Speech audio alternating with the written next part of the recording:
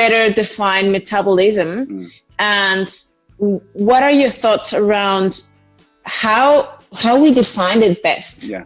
Well, you know, it's really interesting, right? Because a lot of people like to get into this, and I know you and I are very similar in this regard. A lot of people like to get into this sort of battle about definitions, right? So like a lot of people have described the metabolism as a calculator. It is. It's just incomplete. It does have some calculator-like aspects to it. It can, in a sense, count calories. People might be like, well, Jade, how does it do that? Does it through things like leptin and things like that. It has a way to tell how much energy it's taking in. But that's an incomplete model, right? So then we started saying, well, maybe it's a little bit more like a chemistry set. We know there's all these signaling molecules and hormones and things like that that are happening.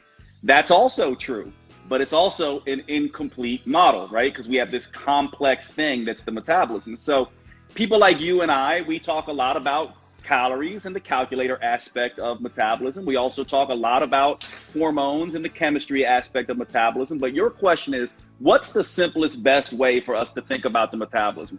We really never want to try to simplify something as complex as metabolism. But if we are forced to, if we must, probably the best way to define it is more like a thermostat, because a thermostat has this adaptive and reactive nature to it. If you want to understand what the metabolism is, all it is a sensing and responding apparatus. What's it sensing? It's sensing things in the outside world, primarily stress, light, circadian rhythm, temperature, food availability, activity, danger. It's also sensing what's going on inside our body, sensing what the cells, what the muscles need, what the thyroid is saying, what the adipose tissue is saying, right? Integrating all of this stuff and then giving us a way to respond. So to keep it really simple for everybody, the best way that I like to describe the metabolism is as one big stress barometer. It measures stress in the outside world and in the inside world, and it responds to that stress.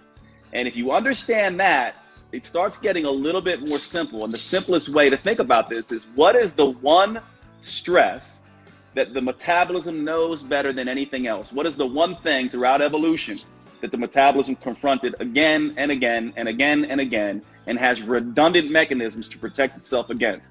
That is the starvation response. And so whenever the metabolism impacts any kind of stress or encounters any kind of stress, it does put forward its starvation software to some degree. What is that software?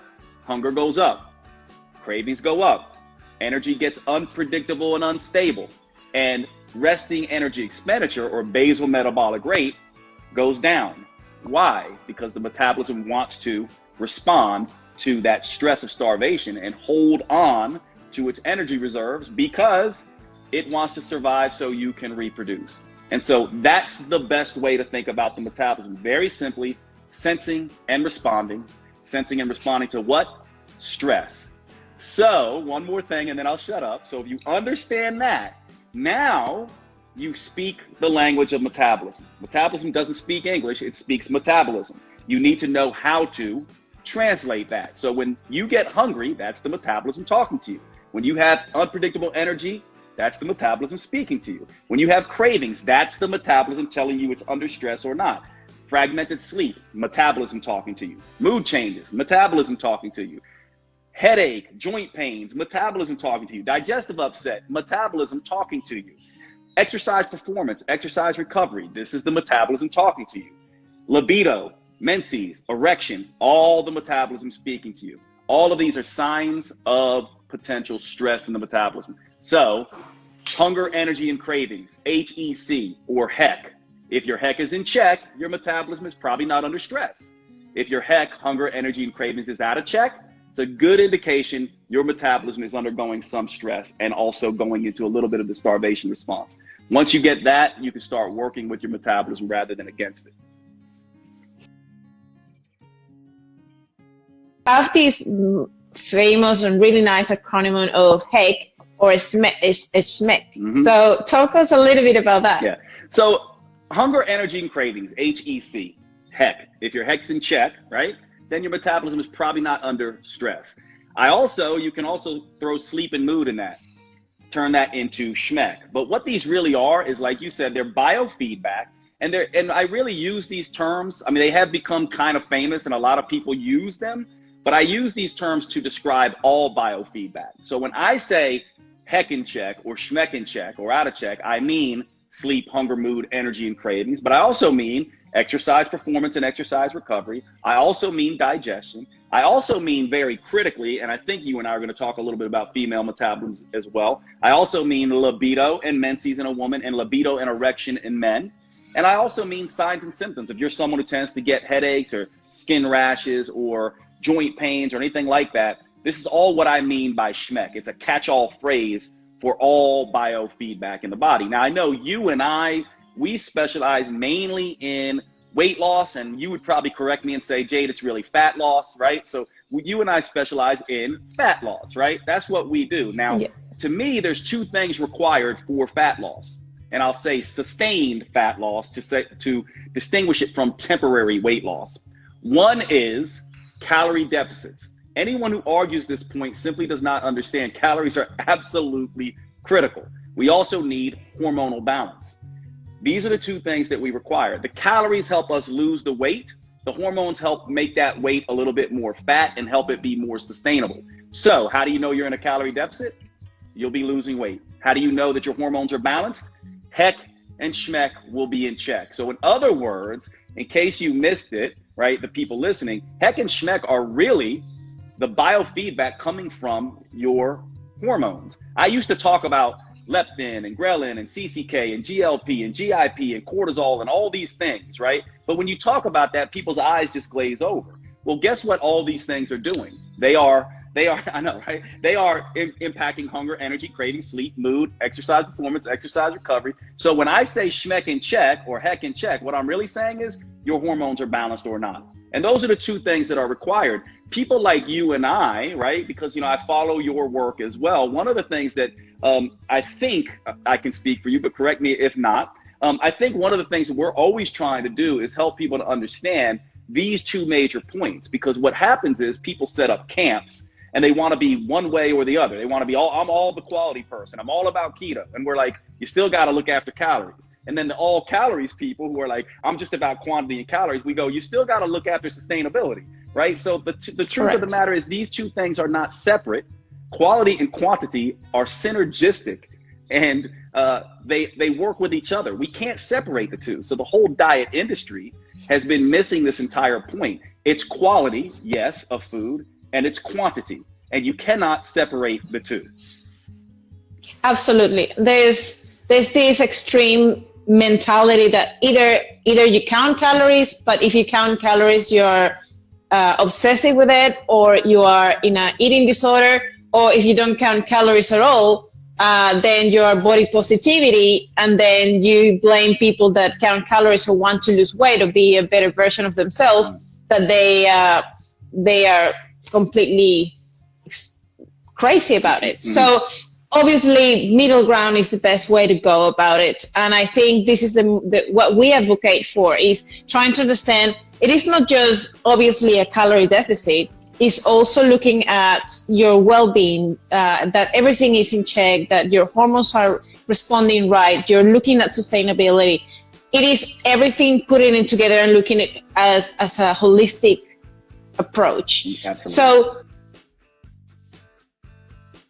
as coaches who translate science, right, we're essentially responsible for translating the information that we learn and also for making that information doable. And in that vein, there's oftentimes people talk about certain things that are sticky, marketing terms in a sense. And I'm a big fan of using marketing terms to get people's attention. Sometimes, though, these marketing terms can go wrong. Metabolic damage is one of these marketing terms that I like because it gets people's attention, but I don't like it because nothing really breaks in the metabolism, right? So this idea that the metabolism has been damaged, is never going to be repaired again, is actually not true. It's actually doing exactly what it's supposed to do. Now, when you push far enough with it, right, you can get into disease, metabolic disease, which I have no problem saying that metabolic disease is equivalent to metabolic damage. So in that case, but we already have a word for that. It's called disease, right? But let's just go with this for a minute, because what you're really talking about, what people really want to know is they want to know, What happens with repeat recurrent dieting, long periods of time with eating less and exercising more? Can I damage my metabolism? The truth of the matter is it's not technically damage. It's just the metabolism doing what it does. So what does it do? Well, step one in the starvation software response, think about it like computer software. You eat less and exercise more, the stress barometer of the metabolism goes, uh-oh, starvation response, run this program, just like running Word or running, any program on your computer. Now, when it runs that program, it does a couple things. And I call this metabolic compensation. In the research, it's called adaptive thermogenesis is the term in the research. I call it metabolic compensation because adaptive thermogenesis talks a drop in metabolic rate, which happens, but it doesn't always talk about the hunger and cravings that go up. So I call it metabolic compensation to account for both. So the stage one of sort of metabolic dysfunction from dieting is metabolic compensation. This is stage one. And every single one of us, if you go on a diet, every single one of us will encounter metabolic compensation. It's normal. It's what the physiology does. And what it is hunger goes up, cravings go up, energy becomes unpredictable and unstable, and you have a drop in metabolic rate. Now, if you're losing weight, part of that drop in metabolic weight or rate comes from just the drop in body weight. But what we know is that it drops more than what you lose in pounds, about 150 to 300 calories on average for people. So imagine what happens. You're dieting. Let's say your metabolic rate is your total daily energy expenditure, let's say is 2,000 calories. You go on a diet, you get metabolic compensation, hunger goes up, cravings go up, and metabolic rate goes down. So now, instead of 2,000 calories total daily energy expenditure, you're only burning 1,700, right? So all of a sudden, the weight loss you were getting starts to slow down. Or maybe you start to unknowingly overeat, a couple extra dips in the peanut butter and stuff like that. You could easily begin to not only just take yourself out of a calorie deficit, but put yourself in calorie excess. And this is why with metabolic compensation, some people end up hitting a plateau or reversing and going in the other direction, okay? So that's stage one. Now, if you're somebody like maybe me in my younger years or you or one of these people that has an iron willpower that just goes, I'm not giving in, I'm not gonna eat junk food, I'm gonna have complete will and I'm just gonna keep pushing, eat less, exercise more. What happens is the metabolism goes a little bit further. So metabolic compensation goes into what I would call metabolic resistance, which essentially is now you're doing all this work, lots of cardio, lots of output and eating nothing, yet you're not getting the amount of weight loss that would be predicted based on the calorie deficits you're supposedly achieving. Partly because you're getting this, again, drop in metabolic rate. And I don't think it's this much, by the way, but I've seen some people suggest up to 800 calories in metabolic compensation, in this reduction in total daily energy expenditure. I don't think that's true. It's probably more around 150 or 300, but that's a lot, especially when your hunger is going up. The other thing that happens that a lot of people don't know, and I'm sure you do, but this will be shocking to a lot of people that have never heard this before, is that the metabolism stops having additive effect and starts having a constrained effect. What I mean by that is if you're exercising, usually most people think it's additive. So you go, well, I'm burning 2,000 calories at rest, right? Just because of my basal metabolic rate. And then if I go run on the treadmill for an hour and burn 300 calories, then I should have burned 2,300 calories total, right? Except that's not what happens with metabolic resistance. What happens is the body goes, oh, Jade's putting out extra activity. I'm going to go ahead and back off. I'm not going to burn that 300 calories that he thinks he's burning. I'm going to release less energy during the exercise session. I'm also going to take that 2,000 calories resting that I have and drop it a little bit. So it's doing that on both things. It actually decreases its energy consumption during your exercise session, and it decreases energy consumption, resting metabolic rate. And then it also does this thing where it stops us from moving around a lot. We stop fidgeting, we stop standing, we don't turn over in our sleep as much. NEAT, non-exercise activity thermogenesis, goes down as well. This is the next stage, metabolic resistance. Why is the metabolism being so cruel to you? Because it goes, I'm in starvation. I do not want my fuel reserves to go away. So compensation, resistance, and then if you keep pushing on it, then we get into what I would call metabolic dysfunction. which if you keep pushing on that, you're getting into metabolic disease, which I guess we could say that's synonymous with damage. But what's metabolic dysfunction? This is when all of a sudden, all the little things that your body does to keep you healthy, right, start to become compromised. All of a sudden, you will start seeing fluctuations in blood sugar, fluctuations in blood pressure. You might get dizzy when you stand up, right? You may wake up in the middle of the night at 4 a.m. and have this wired but tired feeling. You may start having gas and bloating from protein shakes that you could tolerate previously, but now you can't. And this is because the metabolism is now going through a lot of more compensatory mechanisms.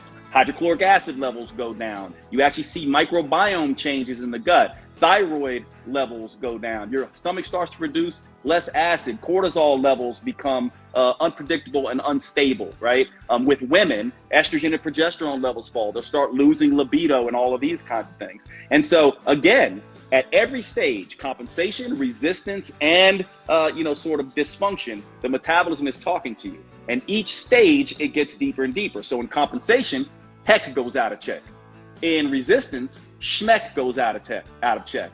In dysfunction, libido, erection, menses, exercise performance, exercise recovery go out of check. And it starts getting deeper and deeper and deeper. And before you know it, then you can go into a doctor thinking you're doing all the right things. You come in and see someone like me. I run blood labs and I'm like, oh, you've got hypothyroid or Hashimoto's or some other type of dysfunction. Now, can we be sure that it came from chronic dieting? We absolutely cannot be sure about that. And it may not. We don't know enough. We have to let science, but it certainly does look clinically like this is happening. And we do have a few studies, like the Biggest Loser study, that tells us that this is going on and that some of these metabolic changes can last up to 6 years later even.